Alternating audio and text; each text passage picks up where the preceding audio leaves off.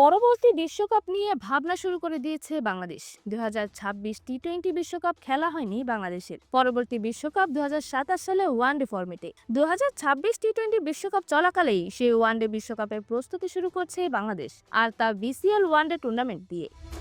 20 ফেব্রুয়ারি শুরু হচ্ছে বাংলাদেশ ক্রিকেট লিগের ওয়ানডে সংস্করণ। 4 দলের এই ওয়ানডে টুর্নামেন্টে হবে রাজশাহী ও বগুড়ায়। মূলত এই টুর্নামেন্ট দিয়ে ওয়ানডে ফরম্যাটে নিবিড়ভাবে প্রবেশ করবেন ক্রিকেটাররা। বিশ্বকাপ দলে যারা থাকবেন তাদের প্রায় প্রত্যেকেই খেলছেন এই টুর্নামেন্টে। সাবেক প্রধান নির্বাচক মিনহাজুল আবেদিন নান্নু বলেন, 2027-এ 50 ওভারের বিশ্বকাপ আছে। বিশ্বকাপ প্রস্তুতি এখান থেকেই শুরু হবে। এবার আমরা জাতীয় দলের পুলের খেলোয়াড়দের একসাথে পাচ্ছি। আশা করছি প্রাণবন্ত টুর্নামেন্ট হবে। নির্বাচকরা 4টি দল তৈরি করে দিয়েছে। আমার মনে হয় সেরা খেলাটাই দেখতে পাবো।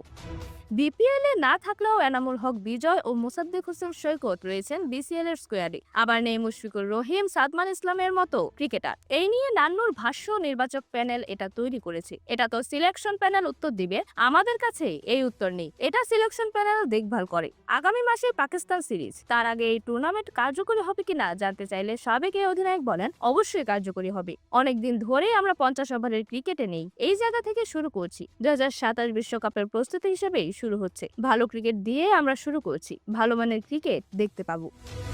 পরবর্তী খেলার আপডেট জানতে অবশ্যই চ্যানেলটি সাবস্ক্রাইব করে রাখুন। ধন্যবাদ। Flavours news.